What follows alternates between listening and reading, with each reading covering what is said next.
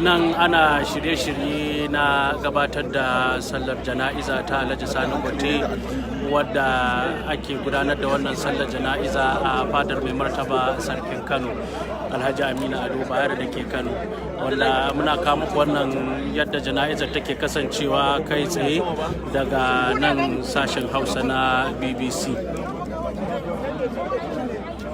So kamar yadda kuke gani gashi nan an ka fito da gawar tasa, wadda kuma ana ta kokari ne da kici na ganin an sami mutane su kai gyara domin ganin cewa an sami yadda wannan dai da kuke gani mai wannan rubutun larabci ita ce gawar tasa, wadda kuma mana bari sarki ya wuce.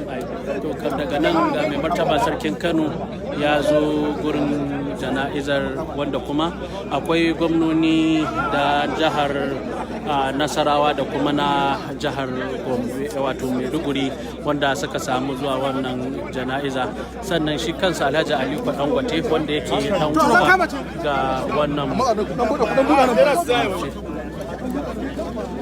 wanda dukkaninsu sun samu zuwa. Sannan akwai tsohon shugaban majalisar dattawan Najeriya Bukola Saraki da kuma sanatoci da dama, kama da sanata Abdullahi Adamu da kuma su sanata Barau Jibrin da tsohon gwamnan jihar Adamawa a sanata Jibrila Bindo, wanda dukkaninsu sun zo suna wannan waje, da tsohon gwamnan jihar wato Nasarawa shi ma Alhaji Umar Tanko Almakura, wanda shi ma na daga cikin waɗanda suka zo.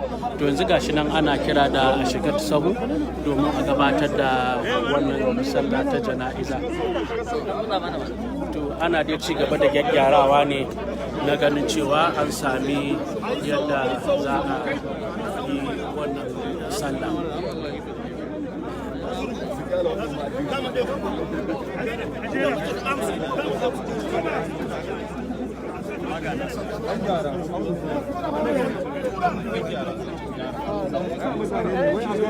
Allah dalin kudin maza ko me to me za ku yi dalin kudin maza kudin maza da Allah kudin maza za mu jare kaure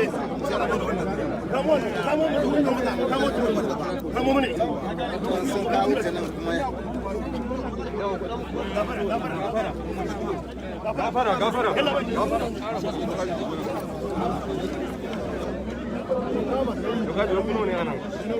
mu takwas ne.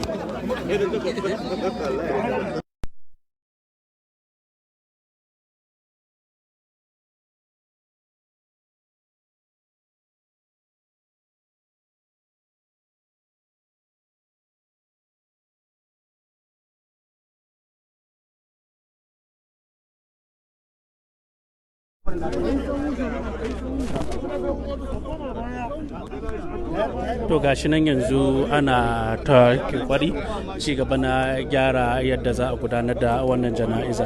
Kamar yadda kuke gani wannan wato gawa ce waɗanda to yanzu an tada sallah. Wannan su matsa wannan kudan matsa da Allah ko fusa. Yau dan ka tare mu so muke ai ka tare mu gaba ɗaya ne. Yalla bai an tare mu gaba ɗaya. Yau ta baka.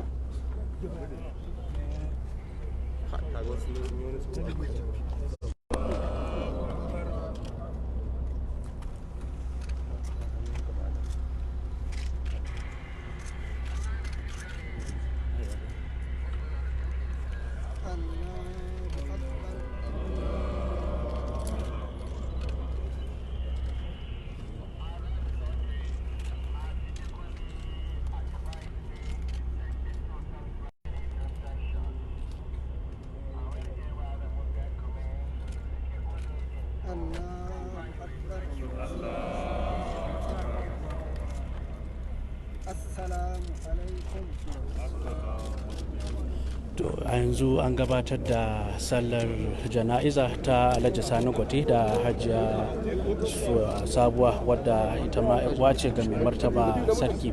To yanzu kuma za a ɗauki wannan gawa domin kai ta can wato makabartar da ake binne iyalai ko zuri'ar gidan almalan Alhaji Alhassan Dantata da ke unguwar Koki. wato girke jami'an tsaro a da hanyar da za ta sadar da kai zuwa ga wannan waje, sannan kuma da takaitin guri da su ne wato inda za a binne shi, wanda kuma kamar yadda wasu daga cikin makusantan iyalinsa suka shaida min tun da safiya da na je wannan guri, sun ce ya nemi da wato binne shi kusa da mahaifinsa da Allah ya warasuwa, wanda kuma kamar da tuni aka haka kabarinsa tun ajiya a cikin wannan hubar na iyalai na yan uwan ko iyalai na Alhaji Alhassan dan tata, wanda kuma shaki dan uwansa shine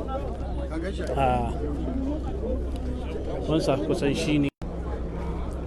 To sai dai sun bayyana cewa ba lalle shi Alhaji Aliko Dangote ba zai iya cewa komai ba har sai bayan an kammala wannan ainihin taro ko an gama wannan jana'iza tukuna sannan zai iya cewa wani abu.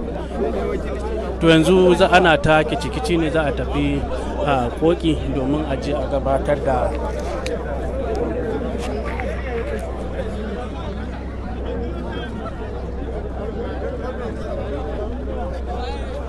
Ala, ano ba kanya jaway?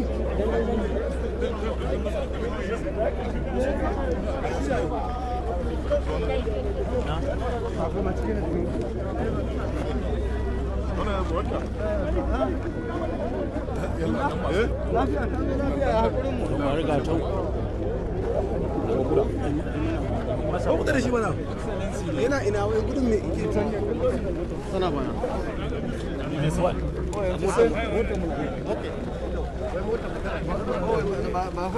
Your Excellency, sashen Hausa ne. To kusan kowa yana kokari ne na ya samu ya je inda za a yi wannan jana'iza, wanda zai yi wuya mu sami waɗanda za su ce wani abu kan yadnan batu, wanda kuma yanzu kowa yana kokari ya tafi wajen za a tafi koki a je can a gabatar da jana'iza.